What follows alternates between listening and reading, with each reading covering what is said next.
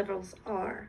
So, matter of fact, some of our veteran associates may need that refresher on what some of these gym levels are. So, if you're new to our Legal Shield family and you're not a licensed agent, then you're a Ruby associate. So, congratulations on being a Ruby associate. When we say Ruby, we're talking to you. And then we have our Ruby qualified associates. And you'll know if this is you. If you haven't already got your certificate yet and your Lady of Justice pin to recognize your level of accomplishment there, it will be on the way. If you qualified in December, it'll be on your way in January. But Ruby qualified associates are associates who took our level 1 small group certification training and wrote at least $500 in group and or small business premium. It's a collection of both or either.